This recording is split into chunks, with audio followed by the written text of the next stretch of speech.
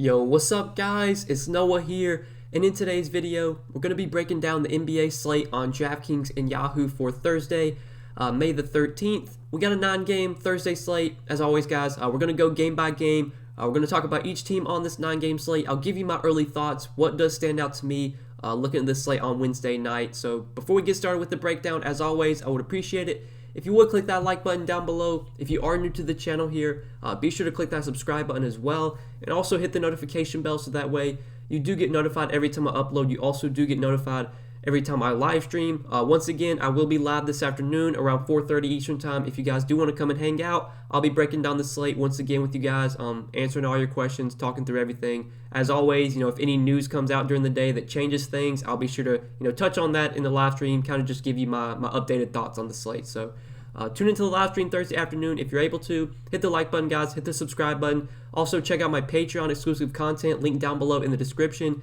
If you do really enjoy the videos I put out on YouTube, you want to see more that I have to offer, I do have additional stuff I post on Patreon that you can check out. But let's go ahead and take a look at Thursday's slate. We'll start off with the Clippers and Hornets game.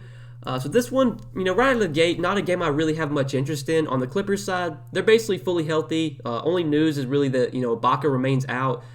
But like Paul George, 8,700, Kawhi, 8,400. Neither guy are guys I'm really looking to pay up for today. They're just other studs I'd rather get to.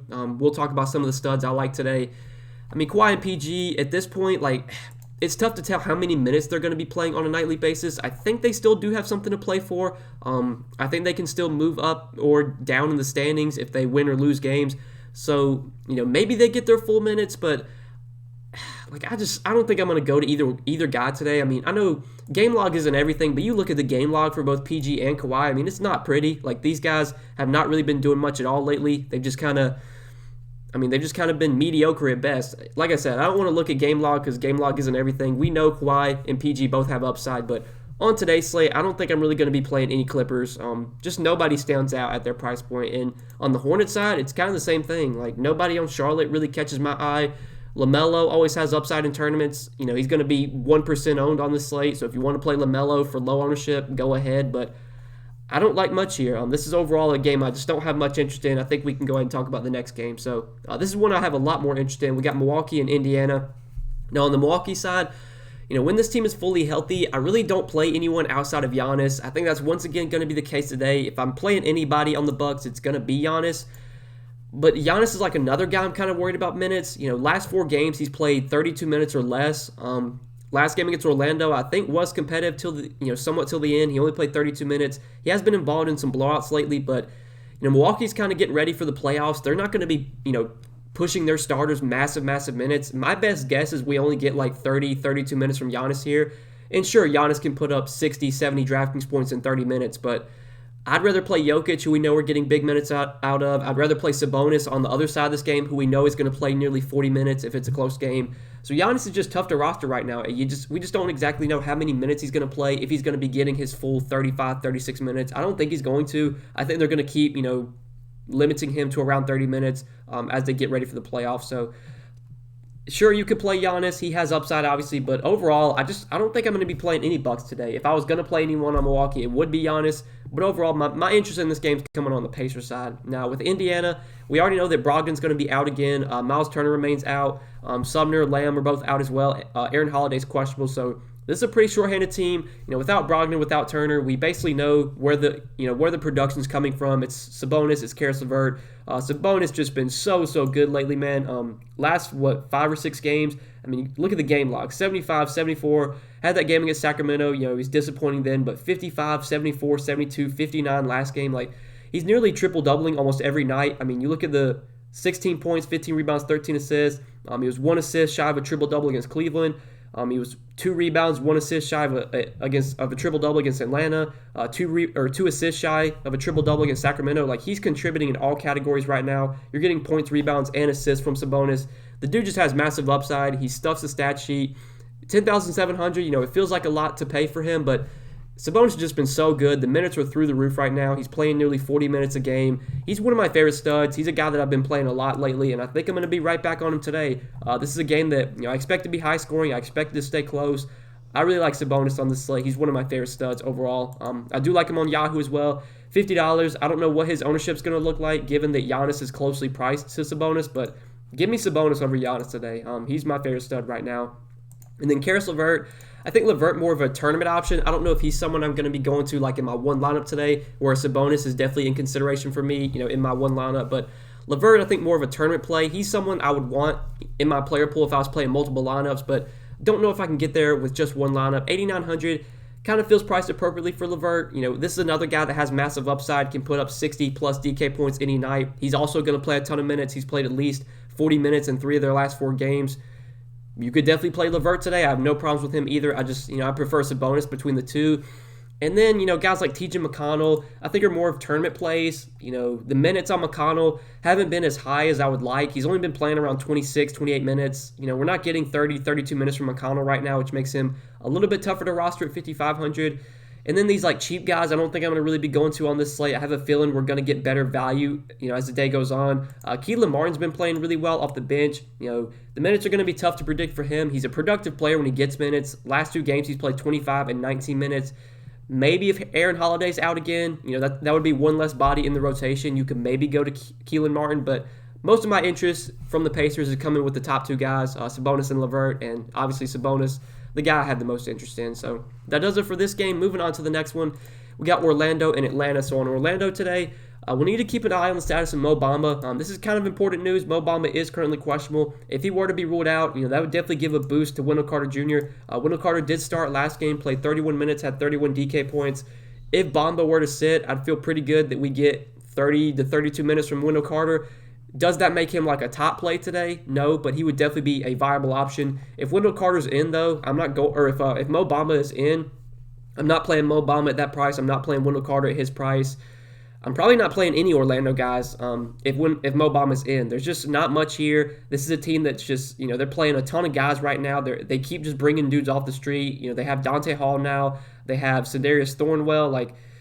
They have 10 or 11 bodies. Only way I'm going to play anyone on Orlando would be if Mo Bamba gets ruled out. I think you can play Wendell Carter, but that's really it. I'm not playing anyone else on this Magic team. Now on the Atlanta side, we need to keep an eye on Atlanta here. So they did clinch a playoff seeding or playoff spot with their win against the Wizards on a Wednesday night. So maybe they rest some guys here. I don't exactly know, given they clinched the playoff spot. But assuming everyone's in for Atlanta, Trae Young at 9,100, I think it's a decent option. Is he going to be a top option for me on this slate? Probably not. But someone you could look to. He's been playing really well lately. Obviously, he's benefited with back-to-back matchups against the Wizards. Had a good game against them on Tuesday. Played pretty well against Washington again on Wednesday. You could go to Trae Young at 9,100.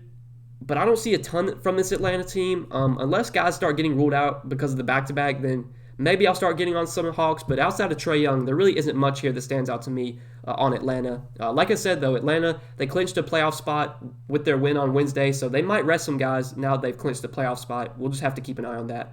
But next game, we got Philly and Miami. So on Philly today, big news here. Joel Embiid is currently questionable. He did not play last game, which was kind of surprising. I was expecting Embiid to play, but he was out last game. He's once again questionable for today. If Ben Simmons or if Joel Embiid plays, there's really not much I like on the Sixers.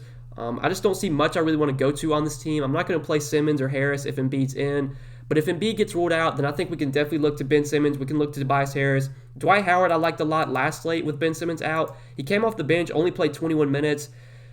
He's risky. 4,800, the price tag did come up. With him coming off the bench, we just don't know how many minutes we're going to get from Dwight Howard. So even if Joel Embiid's out, I don't think I'm going to go to Dwight Howard. I think the 2 guys I would look to would be Ben Simmons and Tobias Harris. Ben Simmons did have a pretty good game last game with Embiid out, played 37 minutes, almost had a triple-double, had 28 and 7, 42 Draftkings points. The upside for Ben Simmons is definitely higher when you take Embiid off the floor. Simmons can just be more aggressive. He's going to take more shots. He took 16 shots last game. So I do like Ben Simmons a lot if Embiid's out. I think Tobias Harris would also be a pretty good option. Between the two, I would rather play Ben Simmons, but 24 shots last game for Tobias Harris. He's going to go out there and chuck. It's going to be those 2 guys really running the offense. So for me, it's a wait and see here. If Embiid plays, not much I like on Philly. If Embiid's out, I like Tobias Harris and I like Ben Simmons. But Next, or other side of this game, we got Miami, another team we're going to have to watch when it comes to injuries. Jimmy Butler got injured last game and did not return. He's now questionable for today. So I don't exactly know if Jimmy's going to be in or out. Another situation where, like, if Jimmy plays, I don't see much I like on Miami. I think Jimmy himself at 8,800 could be someone you look to. I do believe that Miami still has something to play for. They do need to win games right now. So I would expect if Jimmy plays, he gets his full minutes. For 8,800, that's a pretty nice price tag for Jimmy Butler. He's not, 9,500, 9,700 like he has been these last few slates. The price tag has come down a little bit, so he would be viable if he's in. If he's out, though, we can start to look to some of these other guys. Bam Adebayo definitely gets a nice bump if Jimmy is out. At 8,600, I don't know if he would be like a priority for me on this slate because it is a tough matchup against Embiid if Embiid were to play, but definitely gets a boost if Butler sits. I think the guys I'd be looking to, though, if Butler's out, would be the guards. Hero, Nunn, Dragic. All three of those guys benefit when Butler sits. When they're all three healthy, it's tough to predict how many minutes each guy's going to get. Last game, you got 35 minutes for Tyler Hero. Kendrick Nunn, he played 33 minutes, and then Goran Dragic played 25 minutes. So I think if I had to choose between the three, probably Nunn would be my favorite just because he's still a starter. He's been getting relatively good minutes, on a nightly basis. If Butler were to sit, that is a big boost for Kendrick Nunn. We've seen Kendrick Nunn have really good games whenever Butler's out. So I would like Kendrick Nunn a lot if Butler sits. I like Tyler Hero and Goran Dragic a good amount as well. But until we get news on Butler, I don't plan on really going to anyone on Miami unless Jimmy Butler sits. So next game, we got San Antonio and New York. So this is one I don't have much interest in. Just for one thing, it's a back-to-back for San Antonio, so I don't exactly know if everyone's going to play or not. Pop's been resting some guys lately. I'm pretty sure last back-to-back they did rest some guys, so keep an eye on this. Assuming that everyone plays from San Antonio, there's nothing that really stands out here. The matchup's not good against the Knicks. The Knicks play really slow. They're a good defensive team. I'm not going to play any Spurs today if everyone's in, but if guys do start getting ruled out, then that will change some things. Like if DeRozan and Murray wind up sitting, we could look to Rudy Gay, Keldon Johnson. We could look to some value, with the guards, maybe like a Lonnie Walker, a Patty Mills. But that's just news we don't have right now. So I honestly wouldn't be surprised if, the Spurs rest some guys here, but assuming everyone plays, I don't really like much on San Antonio. And on the Knicks side, it's kind of the same thing. Like there's nothing that really stands out from the Knicks to me. Derrick Rose, he is currently listed as questionable. Reggie Bullock is currently listed as questionable as well. So these will be some things to monitor. Like if Derrick Rose and Emmanuel Quickley are both out, right now Quickley is also questionable. If Rose and Quickley both sit, I would actually like Elfrid Payton a lot, 3,400. Now Elfrid Payton, his minutes have just been, pretty much non-existent. I mean, he barely plays. He'll play 7 minutes to start the first quarter, and then he won't check back in until the start of the third quarter. He'll play 7 minutes, and then he won't check in the rest of the game. So you've basically only been getting about 15, 16 minutes a night from Elfrid Payton with Rose in. But if you take Derrick Rose out, Derrick Rose does play a good amount of minutes on a nightly basis. If Derrick Rose winds up sitting, if Quickley winds up sitting, I like Elfrid Payton a lot. He would be the one guy that I would definitely be looking to on this Knicks team. If Derrick Rose is out and Quickley plays, I would like Quickley quite a bit. So I think it's just a wait and see. But if everyone's in, if Rose, Quickley, Bullock, if all these guys play, I'm not going to any Knicks today. Like Julius Randle at 9,400, I don't have much interest in on this slate. There's other guys I'd rather play. There's other studs I'd rather pay up for. So wait and see for this game. This game could definitely be one to watch when it comes to news. With the Spurs being on a back-to-back, they could maybe rest some guys. With all these these Knicks currently questionable, if some of these guys start getting ruled out, then maybe we could look to like a Elfrid Payton or a Quickley if he plays, if Rose were to sit.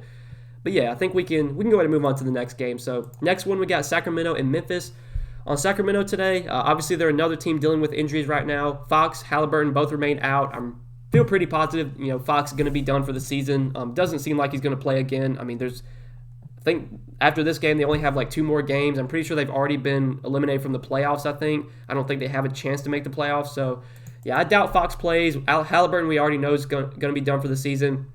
With those 2 guys out, I mean, DeLon Wright's been the biggest beneficiary. He's playing, big minutes on a nightly basis. He's going to play around 40 minutes if this game stays close. He only played 33 last game. He's played 33 minutes in back-to-back games, but both of those were blowouts. He did lose some minutes in those games due to the blowout. Even at 8,100, I still think DeLon Wright's a pretty good option because he's been super productive with Fox and Halliburton out, and the minutes have been there. He has 45, 50-point upside. He's someone I don't mind at all at 8,100, so I definitely like DeLon Wright today. He's not a priority at this price tag, but still viable in my opinion. Buddy Hield, currently listed as probable, so he's expected to play. I don't really like Buddy Hield that much at his price. I would just rather play DeLon Wright. Harrison Barnes, he's unlikely to play, so he should be out again. Marvin Bagley was out last game. He's doubtful. So with both Bagley and Barnes out, we probably will see Chimezie Metu start again. He did start last game, played 29 minutes, had 26 DK points. 4,100, he's an okay value play. Not a guy that I'm really that high on, but if he's going to play around 30 minutes for 4,100, definitely viable if you want to go to him for value. But I think DeLon Wright, the guy that really stands out from Sacramento. Have some interest in Rashawn Holmes. He gets a boost without Bagley, but wasn't very productive last game. He's been kind of inconsistent lately. More of a tournament play, more of a guy to be going to like in tournaments for low ownership. Terrence Davis on Draftkings at 5,900 feels priced appropriately. He probably plays around 30 minutes off the bench. He's someone you could look to for tournaments. I don't think he's someone I'd be going to in cash games. But on Yahoo, that is where I do like Terrence Davis quite a bit. They've been pretty slow to price him up. Like, he is still way too cheap on Yahoo, only $16 at shooting guard. I definitely like Terrence Davis a lot there. With no Fox, with no Halliburton, with Barnes unlikely to play, there's a lot of minutes available. And like I said, we've seen Davis. We've seen Davis play 29 minutes at a minimum, at least 29 minutes in 3 straight games. He's a productive player when he gets minutes. He's a guy that can do a little bit of everything. $16 on Yahoo is still way too cheap for Terrence Davis. So I like him a lot more there than DraftKings, but I think he is still viable on DK. My favorite play from Sacramento, though, on DK is for sure DeLon Wright. I like Terrence Davis a lot on Yahoo. I think DeLon Wright you can also play on Yahoo as well. But on the other side of this game with Memphis, we're gonna wait to have to see like what happens with Jonas Valanciunas. He's currently questionable. He was doubtful last game, did not play. If J-Val plays, I don't see too much I like on Memphis. The matchup here is really good against Sacramento, so you could go to Ja Morant in tournaments, you could go to J-Val in tournaments if he plays, but neither one are priorities for me. I don't think I'd be playing either one in my one lineup for today. But if J-Val gets ruled out again, I think we can look to someone like Jaren Jackson Jr. He would definitely benefit if J-Val's out. He did not play last game for rest purposes, but he should be back today. I would assume he gets a few more minutes if J-Val sits. They've been kind of keeping Jaren Jackson Jr. around like 26, 28 minutes, but maybe if J-Val sits, you see Jaren Jackson Jr. finally play like 30 minutes. He would get a bump if Valanciunas is out, so I would definitely like him. And then I would assume they would start Xavier Tillman again at center.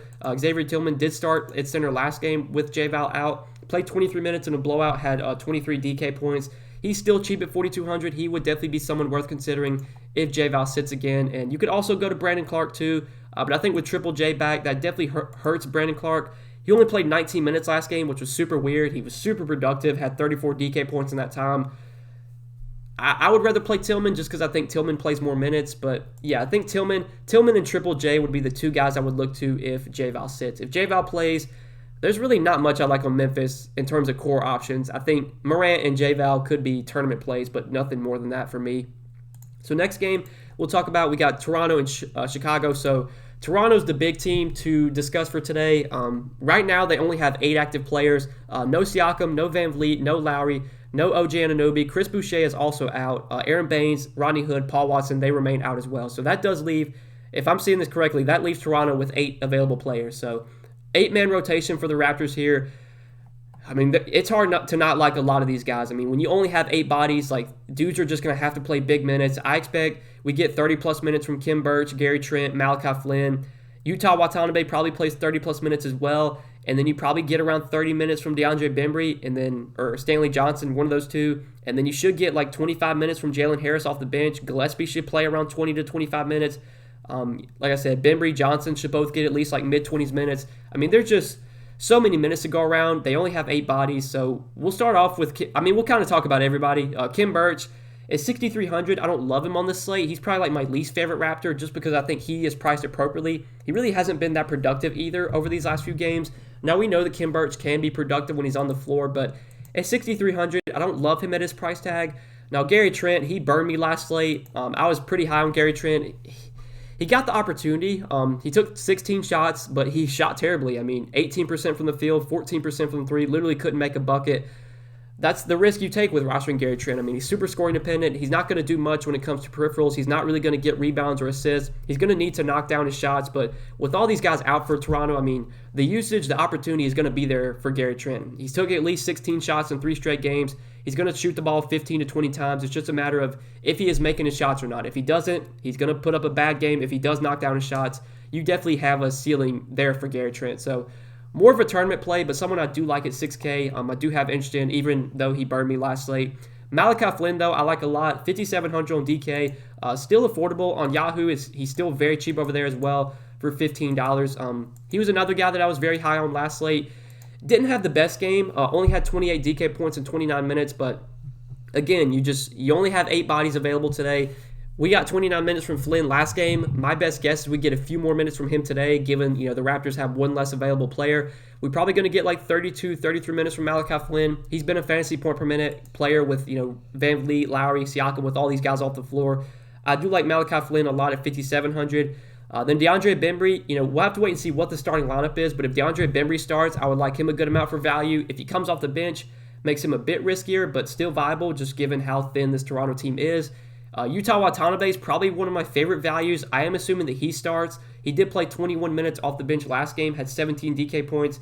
The game log, you look at it, it's not the best. Like, he's had games where he gets minutes, just not that productive. But now that they only have 8 bodies, now that all the high usage players are out, there's going to be more opportunity available for Watanabe. He should be more productive than normal. The minutes should be there. My best guess, he plays at least 30 minutes today. At 3,900, I think he is one of the better value plays on the slate right now. So I definitely like Utah on both sides. On Yahoo, he's minimum salary. I think he looks like a clear top value play on Yahoo as well. And then, Jalen Harris, he's been coming off the bench, been getting consistent minutes, 29 and 25 minutes these last 2 games. My best guess, we get around 25 to 30 minutes off the bench from him again. At 3,800, he's another guy that I like for value.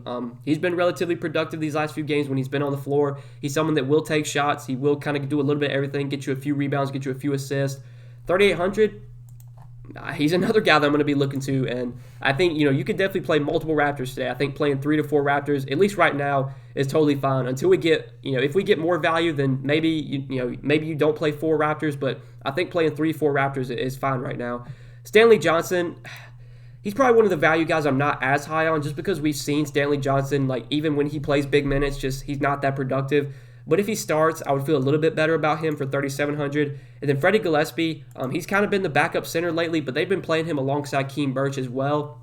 He did play 25 minutes last game. Probably gets like 25 minutes again for 3,600. It sucks that he's center only, but, another value play worth considering. I would say, though, that my favorite Raptors are the 3 that you see here: Malachi Flynn, Jalen Harris, Utah Watanabe.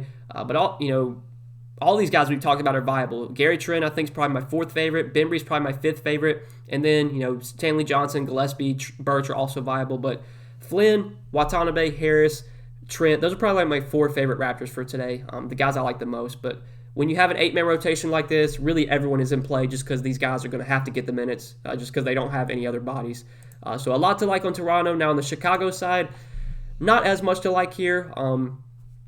Like Vooch on this slate, I don't think I'm really going to go to. I'd rather play Sabonis. I'd rather play Jokic, who we're going to talk about. Don't think I'm going to get to Vooch or Levine. If I were to play them, again, we talked about it in the last video, like Vooch and Levine do remain pretty affordable on Yahoo. Levine's $33, Vooch is $41. Especially the price tag on Levine, I think looks really good. For $33, I definitely like Zach Levine on Yahoo, but on Draftkings, I don't think I'm going to roster any Bulls today.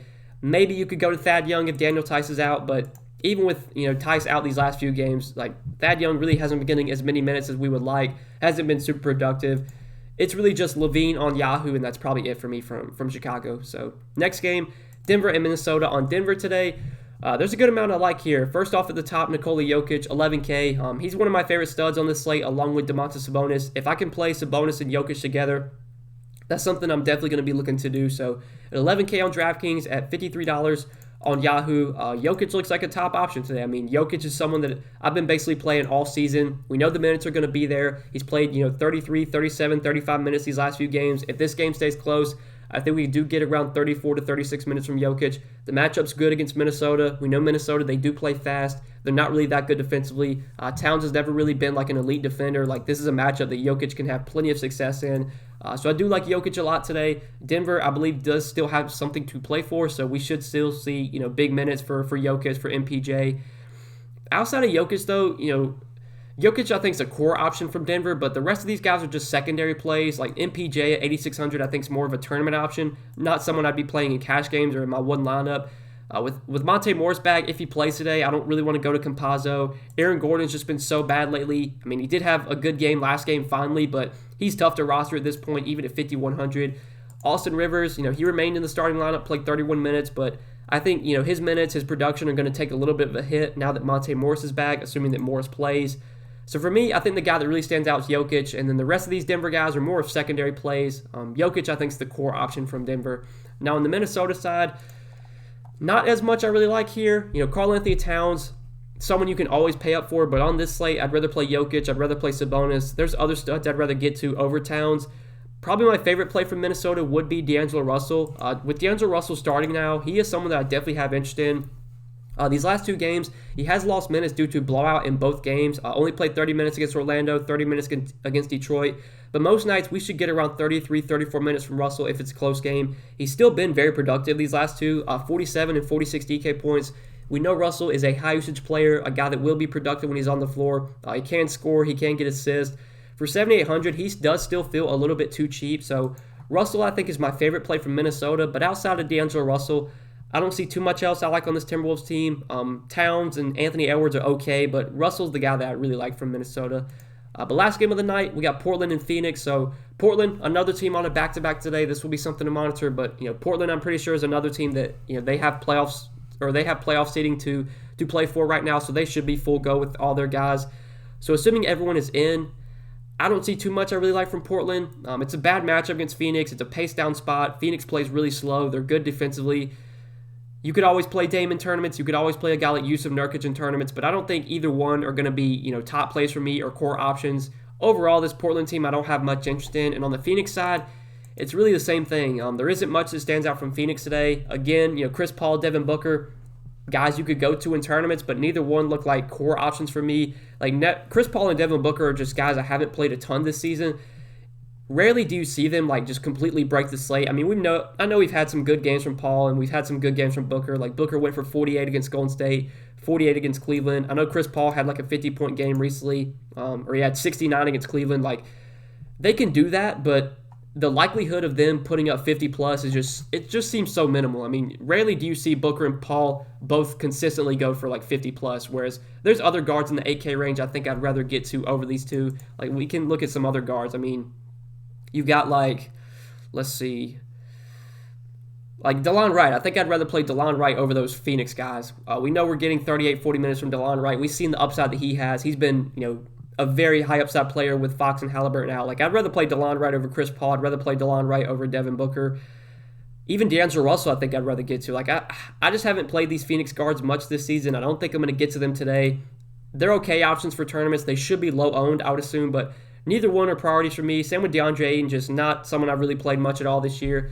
Overall, Phoenix is not a team I have a ton of interest in. So that really does it for all 9 games on this slate, guys. I appreciate you watching the video. As always, I hope you did enjoy. If you did, be sure to hit that like button down below and hit that subscribe button as well. Also, click the notification bell so that way you do get notified every time I upload, and you also do get notified every time I live stream. Once again, Thursday afternoon, I will be live around 4:30 Eastern time if you guys do want to come and hang out. I'll be talking through the slate with you guys, answering all your questions as always. If any news comes out during the day, if we need to hit on anything, as always, we'll do that in the live stream, and I'll give you guys kind of my updated thoughts on the slate, where I'm headed. But best of luck on this slate, guys. Appreciate you watching. Hope you did enjoy. Good luck. We'll